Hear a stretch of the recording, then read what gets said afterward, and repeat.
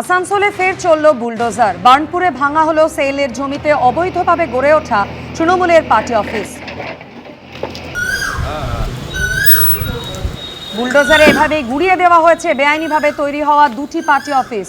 সংস্থার তরফে আগেই পার্টি অফিস ভাঙার নোটিশ দেওয়া হয়েছিল, কিন্তু তাতে তৃণমূল কংগ্রেস কান দেয়নি বলে অভিযোগ। আর এরপর আজ তৃণমূলের পার্টি অফিস ভেঙে ফেলা হয়।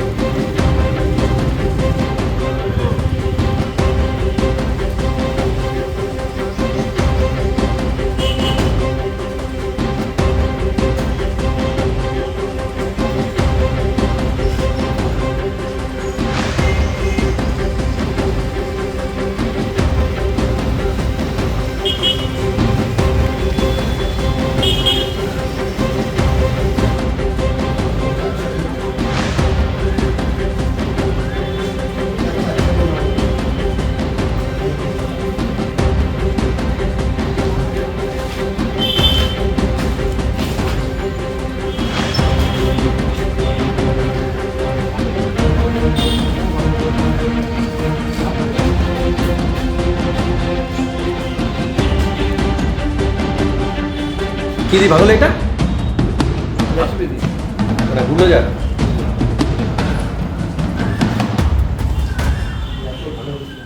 হাওড়া এবং দুর্গাপুর এবছরই দুই পুরসভাতে ভোট হবে। দুই জায়গায় প্রশাসনিক বৈঠকের পর জানালেন মুখ্যমন্ত্রী।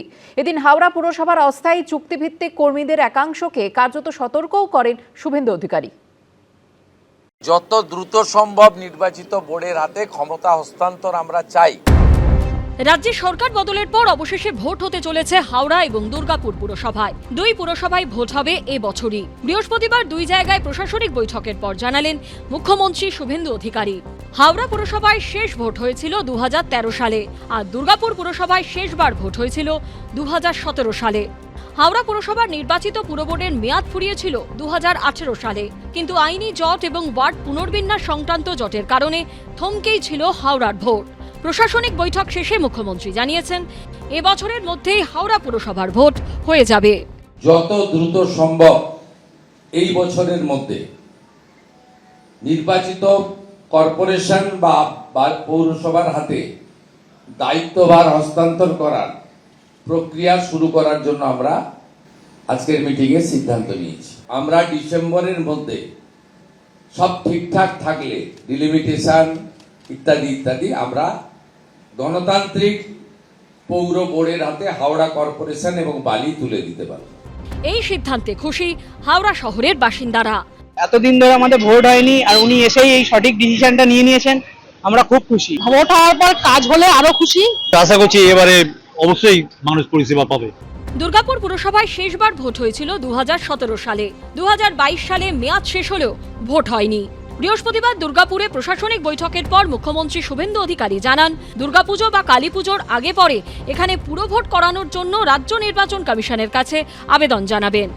দুর্গাপূজা বা কালী পুজোর পরে যে কোনো সময় নির্বাচন করার বিষয়ে সংশ্লিষ্ট দপ্তরের মন্ত্রী অগ্নিমিত্রা পাল বা রাজ্য সরকার আমরা সহযোগিতা করব স্টেট ইলেকশন কমিশনকে। একটা কথাই আমি দুর্গাপুরের মানুষকে আশ্বস্ত করতে চাই, 2017 সালে আপনারা দুর্গাপুর কর্পোরেশনের ভোটে কেউ ভোট দিতে পারেননি। ভারতীয় জনতা পার্টির শাসনকালে কোনো নির্বাচনে কোনো ভোটার ভোটাধিকার থেকে বঞ্চিত হবেন না। বৃহস্পতিবার হাওড়া পুরসভার অস্থায়ী চুক্তিভিত্তিক কর্মীদের একাংশকে কার্যত সতর্কও করেন মুখ্যমন্ত্রী। এখানে 1700 জন লোক কাজ করেন পৌরসভা কর্পোরেশনে, ক্যাজুয়াল কন্ট্রাকচুয়াল। তাতে 500 জন অ্যাপ্রক্স তারা বেতন তোলেন, পরিষেবা দেন না। 8 ঘন্টা তো অনেক দূরের কথা, 8 মিনিটও দেন না। কারণ তারা রাজনৈতিক প্রভাবশালীদের আশীর্বাদ পুষ্ট। মানসিকতা বদলান, চিন্তা ভাবনা বদলান, নইলে এই সরকার এসব ক্ষেত্রে জিরো টলারেন্স নীতিতে চলবে। বাঁকুড়া, বীরভূম, পুরুলিয়া এবং 2 বর্ধমান এই 5 জেলার বিষয়ে দুর্গাপুরে প্রশাসনিক বৈঠক করেন শুভেন্দু অধিকারী। সুনীত হালদার, মনোজ বন্দ্যোপাধ্যায় ও পূর্ণেন্দু সিংহের রিপোর্ট, এবিপি আনন্দ। অনুপ্রবেশকারীদের কোর্টে না পাঠিয়ে বাংলাদেশ বর্ডারে বিএসএফ এর কাছে পাঠিয়ে দেওয়া হবে। হাওড়া প্রশাসনিক বৈঠক থেকে অনুপ্রবেশের বিরুদ্ধে কঠোর অবস্থান ফের একবার স্পষ্ট করে দিলেন মুখ্যমন্ত্রী। পাশাপাশি অবৈধ নির্মাণ থেকে পুকুর ভরাট, একাধিক ইস্যুতে কড়া বার্তা দিলেন শুভেন্দু অধিকারী। অনুপ্রবেশ থেকে রাজনৈতিক হিংসা, বেআইনি নির্মাণ থেকে জলাশয় ভরাট, বৃহস্পতিবার হাওড়ার প্রশাসনিক বৈঠক থেকে একাধিক বিষয়ে কড়া বার্তা দিলেন মুখ্যমন্ত্রী। ক্ষমতায় এসেই অনুপ্রবেশ আটকানোর দিকে নজর দিয়েছে বিজেপি সরকার। কাঁটাতার বসানোর জন্য বিএসএফের হাতে জমি তুলে দেওয়ার কাজ শুরু হয়ে গেছে। এই প্রেক্ষাপটে বৃহস্পতিবারের প্রশাসনিক বৈঠকেও ফের অনুপ্রবেশের বিরুদ্ধে কঠোর অবস্থান স্পষ্ট করে দিলেন মুখ্যমন্ত্রী।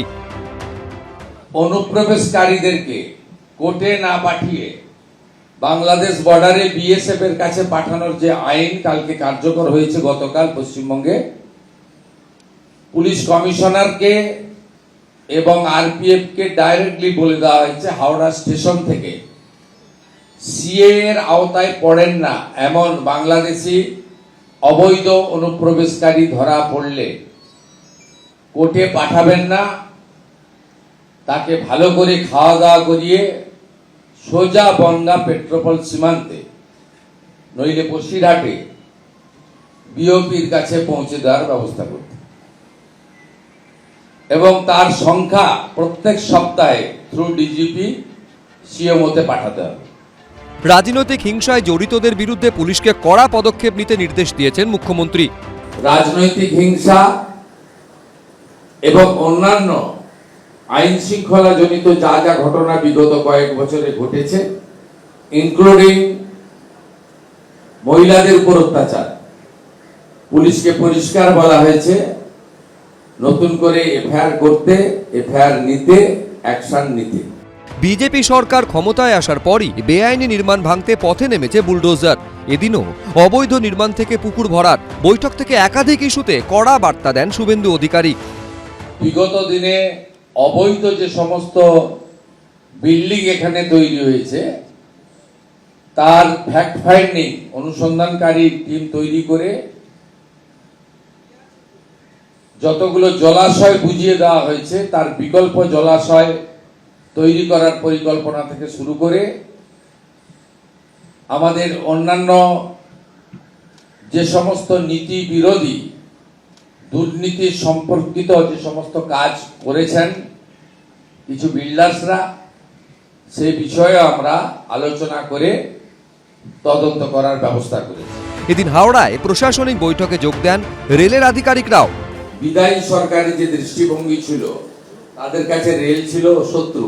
আমরা রেলের পাটে কি কি কাজ, আমাদের পাটে কি কি কাজ, এর একটা লিস্ট আমরা করব।